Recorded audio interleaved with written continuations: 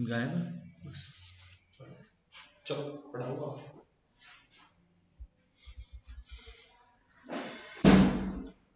अब देखिए हमने जो ये पढ़ा था, और अब आप देखिए कि इसमें उद्योगीकरण जो हमारा है, इसके अंदर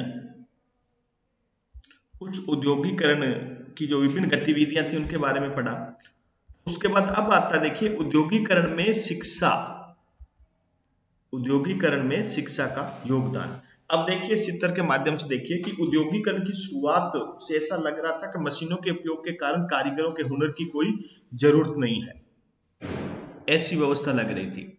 जिसमें देखिए ए शिक्षा, ए नियमितता, उत्पादन, विकल्प बाद में क्या है, शिक्षा आई, शिक्षा से अनुशासन आया, अनुशासन से काम करने लगे तो कुशलता आई, फिर उत्पादन के अंदर वृद्धि हुई, पूंजी का निर्माण हुआ और उद्योगीकरण जो था वो बढ़ने लगा। तो उद्योगीकरण यानी इनकी आवश्यकता नहीं पड़ी। फिर अप्रशिक्षित महिला या पुरुष जो थे वे बच्चे उत्पादन में काम कर सकते हैं, हुनरमंद व प्रशिक्षित कारीगरों की जगह ले सकते हैं। लेकिन इस दौर में उद्योगपतियों को लगा कि मजदूरों में कई बार लड़ाई झगड़ा, अनुशासनहीनता, जिसके कारण क्या होता है, उत्पादन जो था वो उत्पादन जो था वो सही ढंग से नहीं हो पा रहा था, यानी कहने का मतलब सुचारू रूप से नहीं चल पा रहा था। तो ऐसी उनको जरूरत पड़ी कि औद्योगिक अनुशासन की, मालिक या फोरमैन के निर्देशों के पालन की, मजदूरों की परिस्थितियों में काम करने से मजदूर भी परेशान थे। इससे पहले तो वो खेतों या घरों में अपनी रुचि से काम करते थे, लेकिन नए काम की जो परिस्थितियों के अनुरूप अपने को डालने में उनको परेशानी हो रही थी। साथ ही साथ मालिकों का व्यवहार अच्छा नहीं था, अमान्य व्यवहार यानी उनका शोषण हो रहा था, उसके विरुद्ध भी आवाज उठानी जरूरी था। तो इन सब बातों के चलते मालिकों ने कहा कि पाया कि बच्चों को विद्यालय के माध्यम से क्या किया जाए, अनुशासित किया जाए। रोज नियमित समय पर आना, व अन्य बच्चों के साथ चुपचाप बैठना, दिए गए काम को निर्देशानुसार करना, एक दूसरे का कहना मानना, विनम्रता से कहना, यानी विद्यालय जो शिक्षा थी उस पर जोर देने का। क्योंकि जो भी अप्रशिक्षित व्यवस्था थी, इन सब का एक ही जो उद्देश्य, एक ही कारण यह था कि इन सब में जब किस प्रकार सुधार किया जाए कि बच्चों को विद्यालय के साथ जोड़ा जाए और वो अनुशासित होंगे। विद्यालय सुबह आना, शाम को जाना, पढ़ना लिखना, दोस्तों से बात करना, विनम्रता से कहना, इन सभी आदतों से बचपन में ही अगर ये आदतें आत्मसात जो बच्चे करने लगे, तो इसमें विद्यालय की जो भूमिका बहुत बड़ी रही। तो इसी कारण औद्योगिकरण के अंदर शिक्षा की जो भूमिका हम कह सकते हैं बहुत बड़ी रही। कई समाजशास्त्री ये भी कहा है कईयों ने कि आधुनिक विद्यालय ने कारखाने के ढांचे के कई ऐसे तत्व अपनाए। जब हम अगली इकाई में देखेंगे तो उसमें हम पढ़ेंगे कि सार्वजनिक विद्यालय के विकास के बारे में हम पढ़ेंगे। उसके बाद जैसे जैसे औद्योगिकरण का विकास हुआ, विशेषकर उसके दूसरे चरण में, तो कामगारों में कुछ विशेष कुशलताओं की जरूरत है। यह भी पाया गया कि शिक्षित जो कारीगर हैं वो कारखाने में आने वाली समस्याओं का समाधान आसानी से खोज रहे हैं, नए नए आविष्कार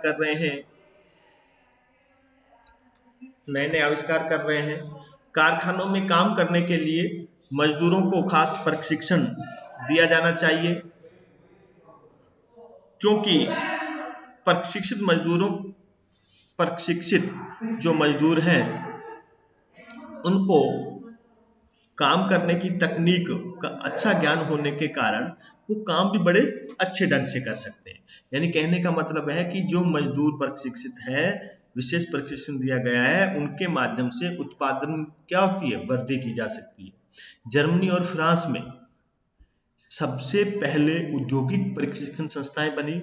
तो सबसे पहले कहां बनी प्रशिक्षण की संस्थाएं? जर्मनी और फ्रांस के अंदर। और उन प्रशिक्षण जो संस्थाएं बनाई गई वो काफी सफल रही। मजदूरों के लिए सामान्य प्राथमिक शिक्षा और औद्योगिक प्रशिक्षण की व्यवस्था की गई। और औद्योगिक प्रशिक्षण के संदर्भ में एक समस्या ये बनी रही कि इन संस्थाओं ने जिस तकनीक का प्रशिक्षण मिलता था वह जल्दी ही पुरानी पड़ जाती थी, क्योंकि कारखानों में लगातार नई मशीनें, नए नए तरीके अपनाए जा रहे थे।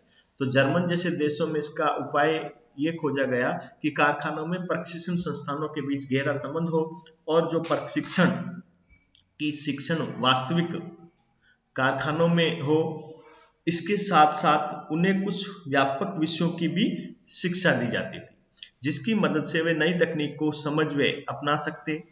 उद्योग के विकास के लिए केवल मजदूरों की ही जरूरत नहीं थी, बल्कि उसके लिए मैनेजर, इंजीनियर, लिपिक, लेखपाल, विभिन्न विशेषज्ञ यानी अनेक लोगों की जरूरत पड़ती थी काम के लिए। तो इसके लिए इन लोगों का क्या था, शिक्षित होना जरूरी। तो इसलिए हम कह सकते हैं कि शिक्षा की जो भूमिका बहुत ही महत्वपूर्ण होती है, क्योंकि शिक्षा के द्वारा उस तकनीक का प्रशिक्षण प्राप्त करके उत्पादन में वृद्धि की जा सकती थी। इसी कारण उद्योगों की प्रगति हेतु बड़ी बड़ी शिक्षण संस्थाएं, विद्यालय, शोध संस्थानों इंग्लैंड व यूरोप में अभिजात्य वर्ग के लिए स्थापित किए गए। अब देखिए, ये देखिए, दोबारा से देखिए इस चीज को, यानी इंग्लैंड और जो यूरोप के अंदर बड़े जो वर्ग थे अभिजात्य, उन वर्गों के लिए उच्च शिक्षण संस्थाएं, विद्यालय और शोध संस्थान खोले गए, ताकि आधारभूत व्यावसायिक शिक्षा के लिए प्राथमिक विद्यालय गरीबों के लिए खोले गए, ताकि ये उद्योगों में काम कर सके। लेकिन सोवियत संघ और संयुक्त राज्य अमेरिका जैसे देशों में इसका हटकर गरीब मजदूरों को भी उच्च शिक्षा तक पहुंचाने के लिए प्रयास किए गए और इसमें सफल भी रहे।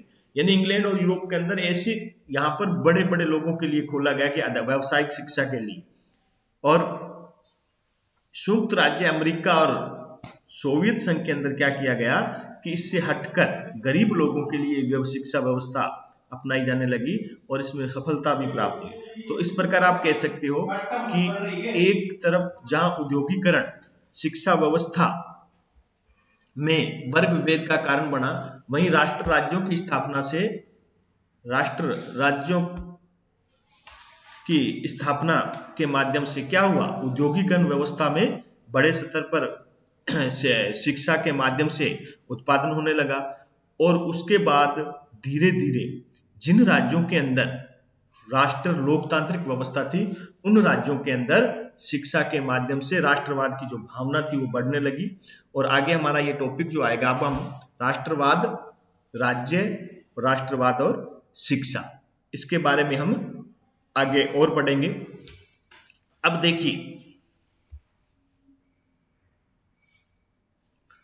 देखिए राष्ट्र, राज्य और राष्ट्रवाद के बारे में। पहले हम औद्योगिक व्यवस्था के बारे में हमने पढ़ा, अब हम पढ़ेंगे